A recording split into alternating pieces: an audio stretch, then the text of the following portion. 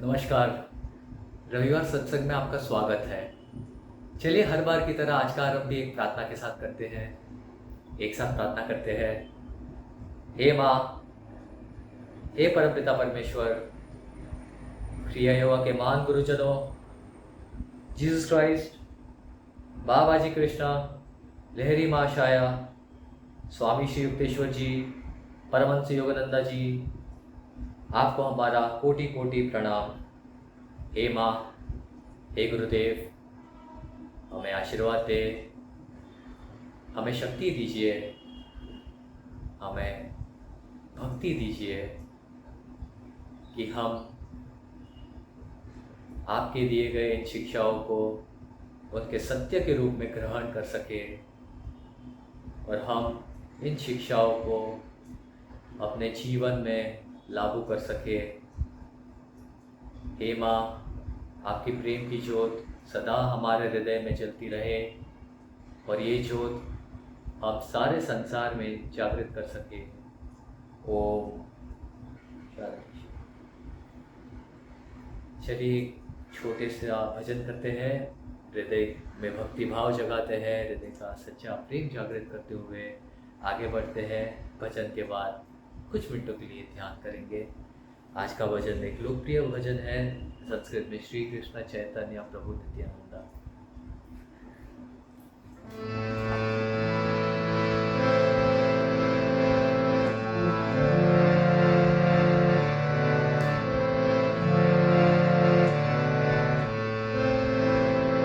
श्री कृष्ण चैतन्य प्रभु नित्यानंदा, हरे कृष्ण हरे राम श्री राधे गोविंदा। श्री कृष्ण चैतन्य प्रभु नित्यानंदा, हरे कृष्ण हरे राम श्री राधे गोविंदा। श्री कृष्ण चैतन्य प्रभु नित्यानंदा, हरे कृष्ण हरे राम श्री राधे गोविंदा। श्री कृष्ण चैतन्य प्रभु नित्यानंदा, हरे कृष्ण हरे राम श्री राधे गोविंदा। हरे कृष्ण हरे राम श्री राधे गोविंदा। श्री कृष्ण चैतन्य प्रभु नित्यानंदा, हरे कृष्ण हरे राम श्री राधे गोविंदा। श्री कृष्ण चैतन्य प्रभु नित्यानंदा, हरे कृष्ण हरे राम श्री राधे गोविंदा। हरे कृष्ण हरे राम श्री राधे गोविंदा। हरे कृष्ण हरे राम श्री राधे गोविंदा।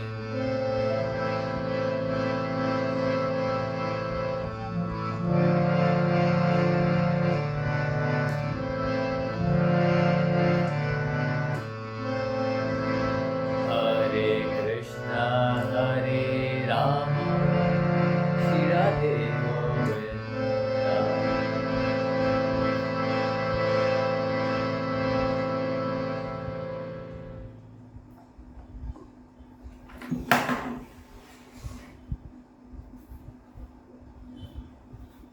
कुछ मिनटों के लिए ध्यान में बैठते हैं।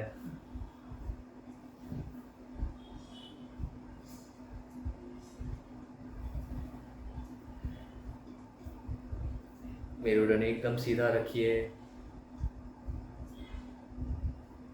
हाथों की कलाइयों को जांघ और पेट के बीच की संधि पे रख सकते हैं। कलाई आकाश की तरफ, छाती चौड़ी, कंधे एकदम तनावमुक्त, थोड़ी जमीन से समांतर। दृष्टि को आध्यात्मिक नेत्र पे बनाए रखें। केवल अपनी सांसों पे ध्यान दे। अंदर आती सांस पे ध्यान दे, बाहर जाती सांस पे ध्यान दे। इसकी प्रभाव को नियंत्रित करने का प्रयास नहीं करना है, केवल उस पर ध्यान देते जाएं। कुछ क्षणों के लिए ध्यान में देते हैं।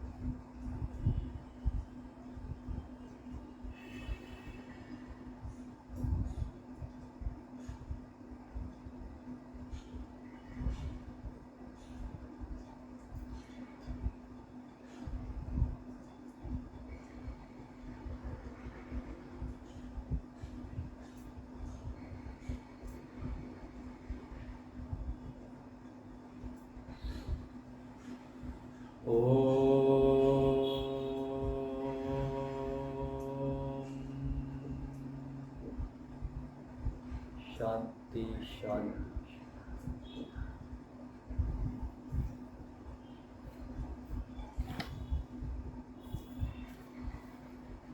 स्वागत है आपका फिर से आज के सत्संग में।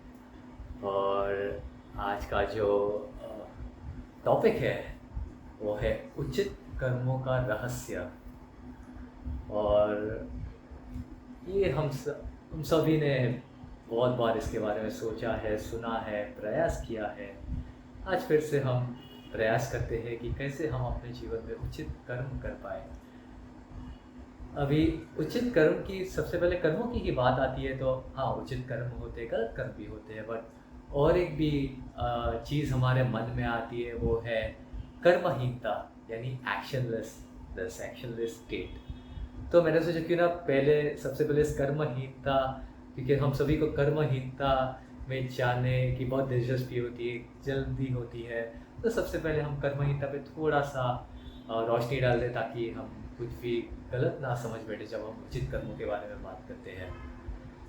मित्रों, जैसे हम सबको पता है, शायद भागवत गीता में श्री कृष्ण ने कर्मों के बारे में बहुत कुछ कहा है। कर्म योगा के बारे में एक पूरा चैप्टर है। तो कर्म के बारे में उन्होंने कहा है कर्म करना हमारा कर्तव्य है। Performing karmas is our duty. क्योंकि योग और कर्म एक दूसरे से जुड़े हैं। योग और कर्म एक दूसरे से अलग अलग नहीं है कि ये योग है और ये कर्म है, वो दोनों एक दूसरे से जुड़े हैं। और योग ही सबसे सर्वश्रेष्ठ कर्म है एक तरीके से, उसके बारे में भी हम समझेंगे। पर श्री कृष्ण ने बहुत स्पष्टता से कहा है ये कि इस संसार में किसी भी व्यक्ति को या इस संसार में कोई भी व्यक्ति एक क्षण के लिए भी कर्म किए बिना रह ही नहीं सकता, वो चाहे या ना चाहे। क्योंकि हमारे जीवन का हर एक क्षण हम प्रकृति के द्वारा बनाए गए 3 गुण जो सत्वा रजस तमस है उसके प्रभाव में आके जी रहे हैं। तो ये संभव ही नहीं है कि हम कर्म किए बिना जी सकते हैं या कर्म किए बिना उचित कर्मों किए बिना हम कर्महीनता तक पहुंच सकते हैं।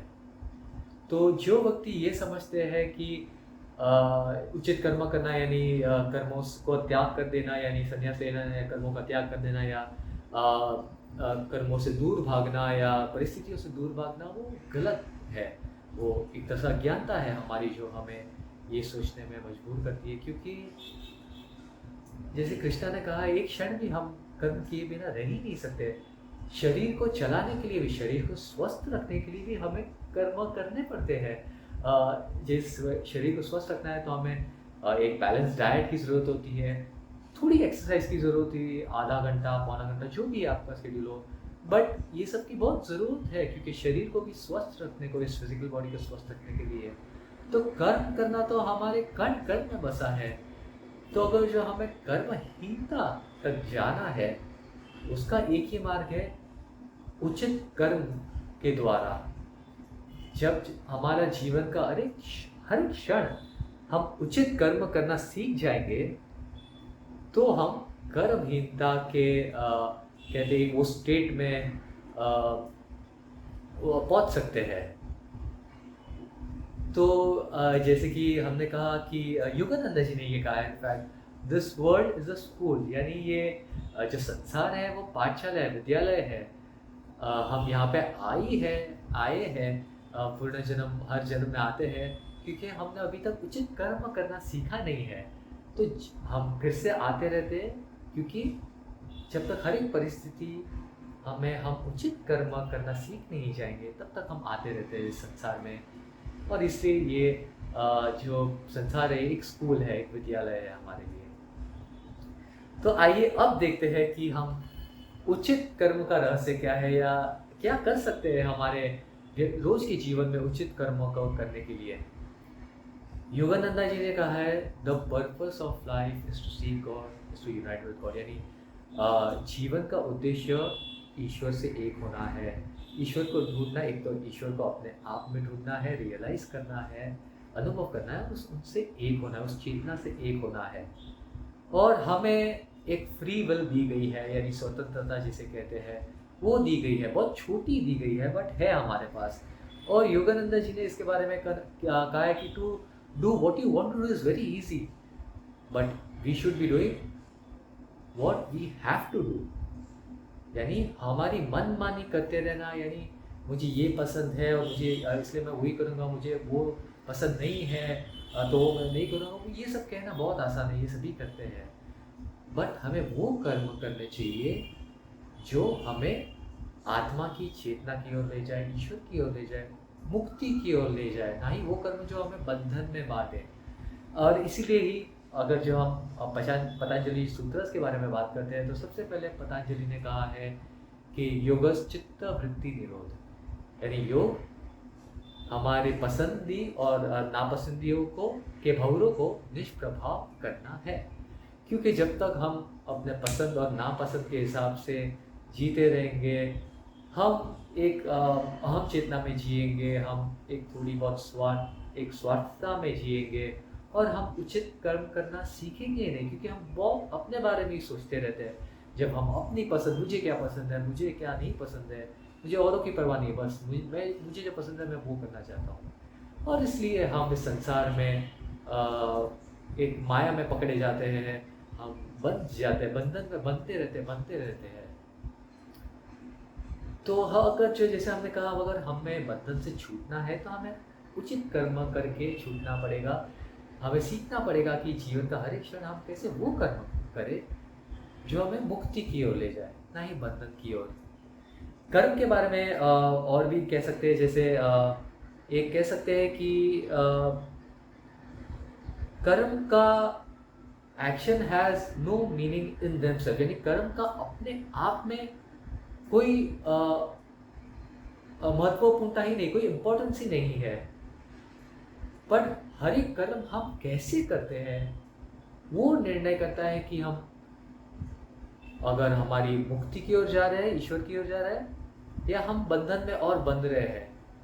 हम हर एक कर्म कौन सी चेतना में करते हैं, कौन से भाव में करते हैं। अगर हम भक्ति भाव से करते हैं, निस्वार्थ होकर करते हैं, एक निस्वार्थ प्रेम को जागृत करते हुए करते हैं, या दया करुणा और दूसरों की मदद करने के लिए एक करते निस्वार्थ मदद, जहाँ हमारा कोई उसमें कोई प्रॉफिट या लॉस नहीं है, उस भाव में करते हैं, सभी ये सकारात्मक गुणों से के भाव में, आध्यात्मिक गुणों के माध्यम से करते हैं, तो फिर हम मुक्ति की ओर बढ़ते हैं। बट उसका विपरीत भी सही है। अगर हम हमारी पसंद और नापसंद के हिसाब से स्वार्थी बात करते हैं, दूसरों का ज़रा भी नहीं सोचते हैं, बहुत कठोरता से करते हैं, या गुस्से में, क्रोध में, इनसिक्योरिटी, भय में और ऐसी नकारात्मक भावों से कोई भी कर्म करते हैं, तो हम कर्म से बंधते रहते हैं। वही परिस्थिति हमारे जीवन में बार बार आती रहेगी।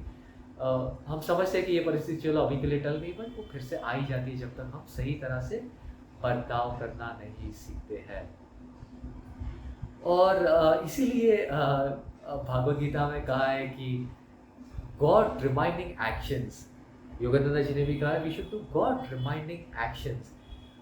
तो आइए देखते हैं गॉड रिमाइंडिंग एक्शंस कैसे किया जाए। जैसे कि सभी चीज़ों का जवाब गीता में दिया गया है। सबसे पहले सेंस कंट्रोल, यानी हमें हमारे इंद्रियों को नियंत्रण करना है। और जैसे कि गीता में बहुत ही एक दूसरे चैप्टर में शायद लिखा है, एक योगी जब एक कछुए की भांति अपने सिर और अपने अंगों को अपने खोल में समेट लेता है, वह अपनी शक्ति को अपनी इंद्रियों से वापस ले लेता है, अंदर ले लेता है अपने मेरुदंड में। उस हिसाब से उसे कर्म करने हैं, यानी और शक्ति को एक तरफ से इंद्रियों में वापस लेना है मेरुदंड में, और ऊपर आध्यात्मिक नेत्र की ओर ले जाना है। इसे सेंस कंट्रोल कहते हैं, क्योंकि हमें इंद्रियों का एक नियंत्रित करते हुए हमें सभी कर्म करने का प्रयास करना है। क्योंकि योगानंद जी ने भी कहा है कि हर एक कार्य, खास करके बहुत ही महत्वपूर्ण कार्य हम करने वाले होते हैं, कोई बड़ा डिसीजन निर्णय लेने वाले होते हैं, छोटा या बड़ा उससे फर्क नहीं पड़ता, बट खास करके बड़ा, उससे पहले हमें सबसे पहले ध्यान में बैठना चाहिए, अपने मन को पूरी तरह शांत करना चाहिए। विचारों जो रेस्टलेसनेस है उसको शांत करना चाहिए, मन को विचारों से मुक्त करना चाहिए। जैसे भागवत गीता में लिखा है, कछुए के बाद हम ऊर्जा को, अपनी शक्ति को इंद्रियों से वापस ले लेते हैं अपने मेरुदंड में। और उस अवस्था में, शांति की अवस्था में, जब हमारा मन पूरी तरह विचारों से मुक्त हो गया हो, तब हम गुरु से, ईश्वर से ये प्रार्थना कर सकते हैं, हे गुरुदेव, हे ईश्वर, ये परिस्थिति है या मैं ये निर्णय लेने जा रहा हूँ, मेरा मार्गदर्शन कीजिए कि कैसे मैं निर्णय जो भी हो, परिस्थिति जो भी हो, जो भी निर्णय लो, उसमें मैं अपनी मुक्ति की ओर लेके जाए, ना ही मुझे और बंधन में बांधे। तो वैसे करके हमें खास करके बर्ताव करना चाहिए, सही उचित बर्ताव करना चाहिए। तो फिर हम मन को शांत करके अगर जो कोई भी निर्णय लेने का प्रयास करते हैं, ले पाते हैं, तो फिर हम उचित कर्म एक तरफ से कर पाते हैं, वो भी गॉड रिमाइंडिंग एक्शन है, क्योंकि हम एक तरफ से आत्मसमर्पण कर रहे हैं अपने आप को। हम भक्ति भाव से हर एक हमारे परिस्थिति को जीने का प्रयास करें, निर्णय लेने का प्रयास करें, तो उसमें बहुत शक्ति होती है मित्रों। और यही नहीं, जब हम कर रहे हो, मान लीजिए ये कर्म, हमको कोई कर्म है जिसमें हमको लगता है ये कर्म करना उचित लग रहा है, ये सही लग रहा है, तो एक पल दूसरों का भी सोचना चाहिए। हमें सोचना चाहिए कि चलो ये कार्य सही लग रहा है, मुझे आनंद मिल रहा है, पर इसका प्रभाव दूसरे पे क्या होगा, मेरे आजू बाजू, मेरे घर वालों पे। ऐसा तो नहीं कि मैं ही आनंद में हूँ और दूसरों को दुख मिल रहा है, या इसका जो भी हम कर्म कर रहे हैं इसका संसार में इससे संसार हर इस कर्म का संसार को कुछ भी फायदा हो रहा है या नहीं हो रहा है। हो सकता है हर एक कर्म का संसार को फायदा ना हो, बट ऐसा करके हम विवेक यूज कर सकते हैं, विवेक का इस्तेमाल कर सकते हैं, ताकि फिर से वही बातें हम अहम में ना फंस जाए। हम पूरी तरह हृदय को खुला रख के हर कर्म करते जाए। और जैसे इसकी बात आती है तो सममन सममतता की भी बात आती है। मन इवेंट माइंडेडनेस, भगवद गीता में लिखा है कि इवेंट माइंडेडनेस इज योगा। योग मन को सममत करना है, क्योंकि अगर जो मन हमारा इम्बैलेंस है, जैसे बोला रेस्टलेस है, विचारों में लगा पड़ा है, और तो फिर वो इवेंट माइंडेड नहीं होगा, क्योंकि ऊर्जा इधर से उधर उछलती रहती है। प्राणायाम की स्थिति में हम नहीं होते हैं, तो हमें प्राणायाम की स्थिति में आना है, मन को सममत करना है। जब भी मन सममत हो जाता है, उस अवस्था में हो जाता है, हम प्रफुल्लित होते हैं, हम आनंद में आ जाते हैं। एक आनंद जो हमारे भीतर है वो महसूस करते हैं हर एक परिस्थिति में, चाहे परिस्थिति कहीं कैसी भी क्यों ना हो। और उस हिसाब से जैसे कहा कि ध्यान करते हुए, मन को सममत करते हुए, एक आनंद की परिस्थिति में, प्रेम की परिस्थिति में हमें हर एक कार्य करने का प्रयास करना। और उसके लिए अवश्य हमें सुबह शाम ध्यान तो करना ही है, पर हमें अपना जीवन, ध्यान को हमारे जीवन में लाने का प्रयास करना है। और ये ऐसा नहीं कि बहुत ही इजी प्रोसेस है, ओवरनाइट ही हो जाएगा, एक दिन में हो जाएगा, एक महीना में या एक साल में हो जाएगा। इसका हमें अभ्यास करना है, तपस्या करनी है। तपस्या उसी को कहते हैं जब हमारा ध्यान हमारा पूरा जीवन में आ जाए, हम जीवन का हर एक निर्णय उस ध्यान की अवस्था में ले सके, शांति से, निस्वार्थ प्रेम से, भक्तिभाव जागृत करते हुए, समर्पण करते हुए। जैसे कृष्णा ने कहा है, हर एक कर्म को, हर एक विचार को मुझे समर्पित करते हुए करो, बस। और वापस हम अगले एक स्थिति पे आते हैं, निष्काम कर्म करते हुए करो। निष्काम कर्म की हमको सबको पता है, हम बचपन से ये बात सुनते आए हैं, कर्म करो बट उसके फल की इच्छा नहीं रखो। मित्रों, ये बात क्यों है, ये हम सब जानते हैं कि कोई भी कर्म आप कर रहे हैं, कोई भी कार्य कर रहे हैं, कुछ भी छोटा से छोटा कार्य, चाहे मान लीजिए एक चाय बनाना भी क्यों ना हो, तो हमारा मन उस कार्य से ज़्यादा उसकी रिजल्ट्स में व्याकुल रहता है। एक तरह से उसके फल, उसका, यानी मान लीजिए चाय बना रहे हैं तो हम सोचते रखते हैं चाय कैसी बनेगी, हमने शक्कर बराबर डाली, मैंने अदरक डाली, दूध कितना हुआ पता नहीं, कैसी ये लगेगी, वगैरह वगैरह। हमारा मन उस कार्य, हमारी मन की पूर्ण जो एकत्रता है कार्य में नहीं होती, कार्य से ज़्यादा एक फ्यूचर में होती है, भविष्य में होती है, जब वो कार्य समाप्त होगा और बाद में उसका रिजल्ट कैसे आएगा, उसका फल क्या होगा, कैसा आएगा, ऐसा होगा, वैसा होगा। तो हम देख रहे हैं हमारी मन का रेस्ट्रिक्शन की वजह से, इसलिए निष्काम कर्म कहा गया है, क्योंकि कोई भी कर्म कर रहे हो तो पूरी मन की शक्ति उस कर्म करने में लगाओ। अगर मन की शक्ति हम कर्म करने में लगाते हैं तो फिर कर्म का एक जो रिजल्ट होता है, फल होता है, अच्छा ही आता है। अगर जो वो हमारे आध्यात्मिक विकास के लिए अच्छा हो, अगर आध्यात्मिक विकास के लिए ऐसा हो कि नहीं ये कर्म हमसे दूर हो जाए, तो शायद वही क्यों ना हो, क्योंकि हम चाहते हैं कि हर कर्म जो हम करते हैं, हर डिसीजन जो लेते हैं, निर्णय लेते हैं, हर एक जीवन के हर एक परिस्थिति में हमारा आध्यात्मिक विकास हो, हम आनंद, हमें ज़्यादा खुशियाँ मिले, आनंद मिले। तो चाहे वो कर्म करने से या कोई भी कर्म, जैसे कहा कि करने से आता है, और कर्म का फल जो भी हो उससे हमारा लेन देन नहीं होना चाहिए। उसमें और एक पार्ट आता है नॉन अटैचमेंट वाला, यानी हम कर्म कर रहे हो उससे अटैचमेंट हमारा नहीं होना चाहिए, लगाव ज़्यादा नहीं होना चाहिए। चाहे कर्म कर रहे हो, चाहे कोई कर्म ना भी करना हो, हमारा कोई कर्म किसी और को भी दिया जाए, उससे अटैचमेंट नहीं होना चाहिए, क्योंकि हमें पता होना चाहिए ये शायद मेरे आध्यात्मिक विकास के लिए सही होगा, जो भी उसका फल होगा वो। और कर्म भी ऐसे हो जो हमें, जैसे कहा कि हमें मुक्ति की ओर ले जाए, ना ही और बंधन में बांधे। तो वो एक बहुत बड़ी चीज़ है जो हमें ख्याल में रखनी है। और जब भी ये सब चीज़ों के हम समझते हैं, ये सब चीज़ों के बारे में हम बात भी करते हैं, समझने लगते हैं, तो फिर कन्फ्यूजन थोड़ा बहुत आता है कि मेरी कार्मिक ड्यूटीज़ क्या है, मेरा धर्म क्या है। नहीं, अभी तो मैं ये सब समझ गया हूँ, मैं आध्यात्मिक मार्ग पे हूँ, मैं योग कर रहा हूँ, ये कर रहा हूँ, तो नहीं ये मैं नहीं करूँगा, क्योंकि ये तो बहुत छोटा कार्य हो गया। ऐसा भी होता है, कार्यों को हम बड़े और छोटे में बांट देते हैं, या ये मेरा कर्म है या ये नहीं है। मैं तो जैसे हमने कहा, ये ओवरनाइट प्रोसेस नहीं है।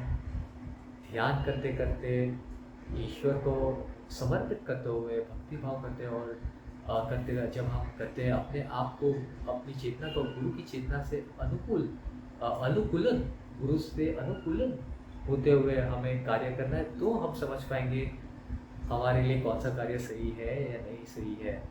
तब तक जैसे भगवद गीता में लिखा है, जो भी जैसा है उसके साथ ही आगे बढ़िए। हम जहाँ भी अभी है, जो भी परिस्थिति में है, जो भी जिम्मेदारियाँ हमें है, हमारे पर है, वो हमें करनी है। आनंद के साथ कीजिए, उसे शांति से कीजिए, एक नॉन अटैचमेंट के साथ कीजिए, उसके परिणाम की चिंता मत करिए।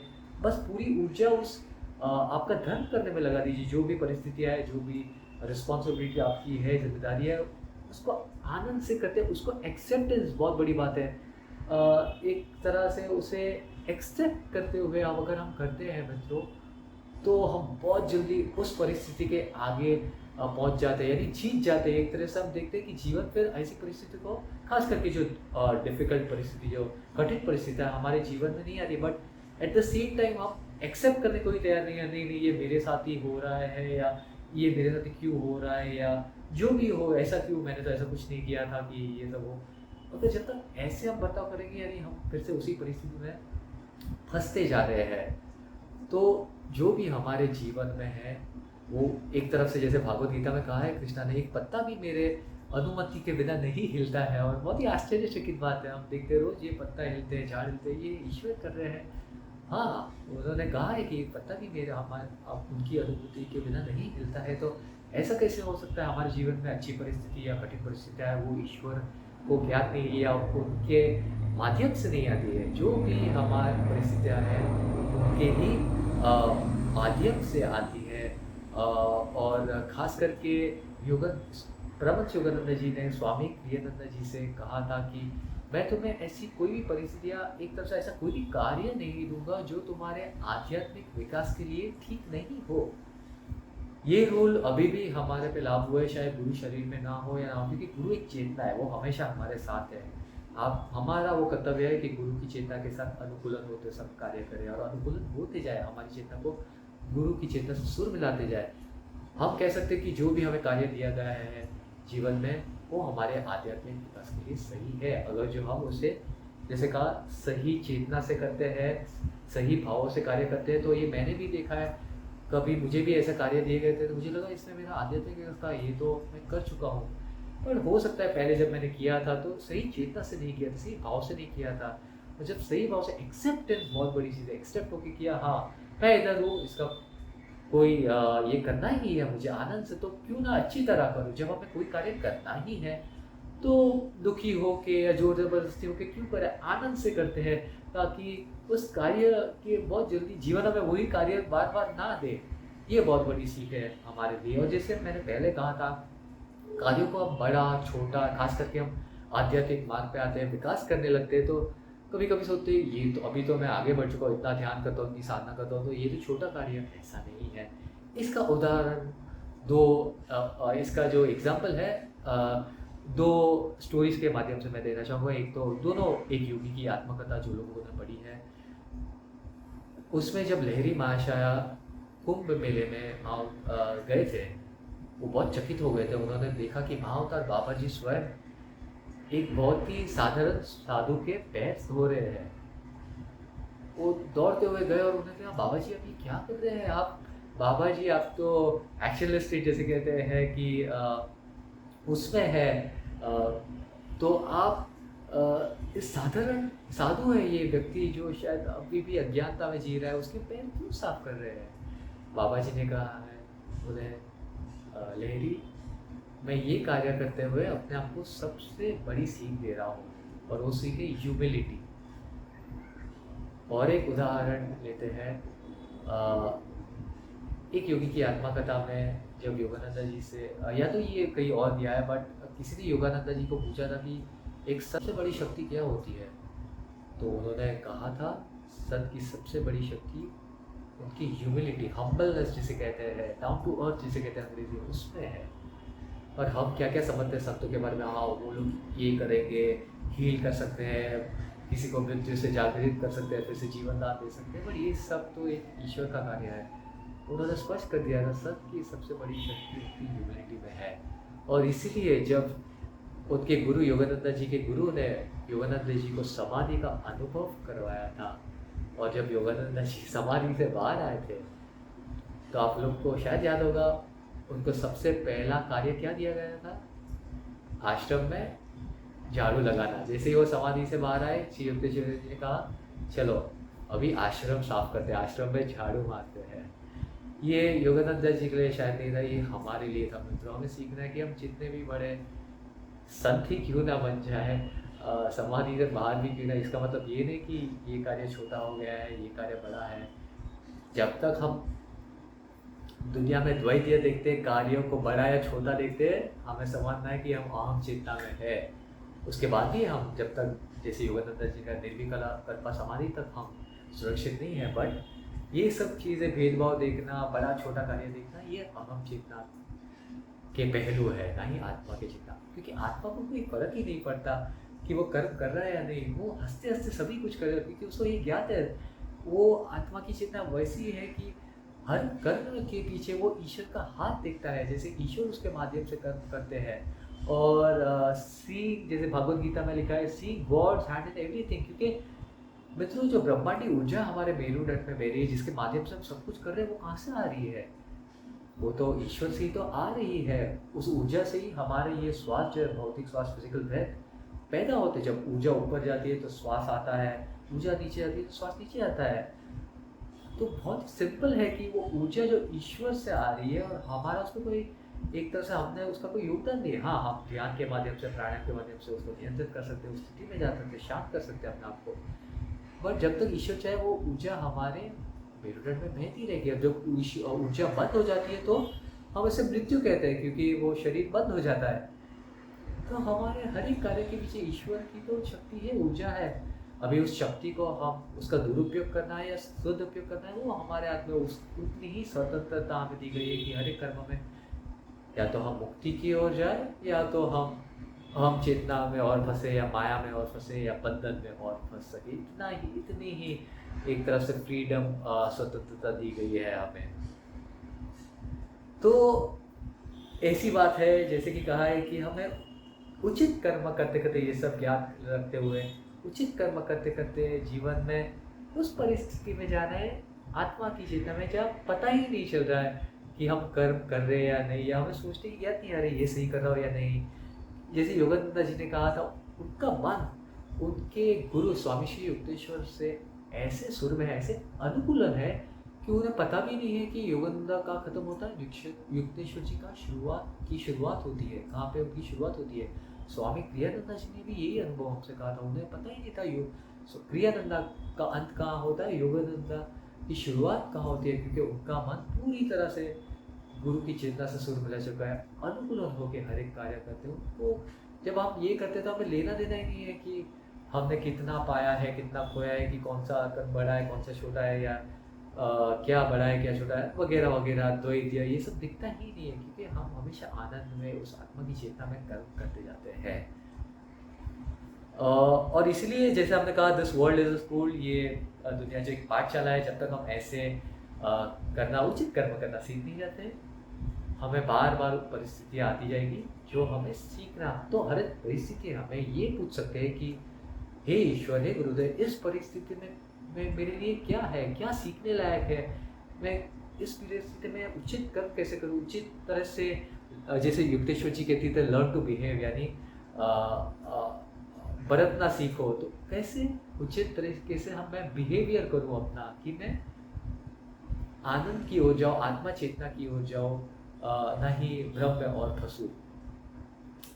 क्योंकि जब तक हम सही चेतना से, जैसे कहा है, सही चेतना से, सही भाव से कर्म करना नहीं सीख जाते हैं, कर्म का कोई महत्व ही नहीं रह जाता। कर्म का अपने आप में कोई महत्व ही नहीं है। जैसे कहा कि जिस चेतना से, जिस भाव से हम कर्म करते हैं, कार्य करते हैं, वो ही नियंत्रित करता है हम या तो मुक्ति की ओर जाए, या हम बंधन में और फंसते जाए। और इसीलिए योगानंद जी ने हमें एक प्रार्थना भी दी है इसके लिए। और ये प्रार्थना जो है, I will reason, I will act, but thou guide my will, reason and action to the right path in everything I do। हर एक चीज़ है, मेरे इच्छा को, मेरे कार्य को सही दिशा दिखाइए प्रभु, जो मुझे मुक्ति की ओर ले जाए और ना ही बंधन की ओर। बहुत बहुत धन्यवाद सभी का हमारे साथ फिर से जुड़ने का। ओम गुरु।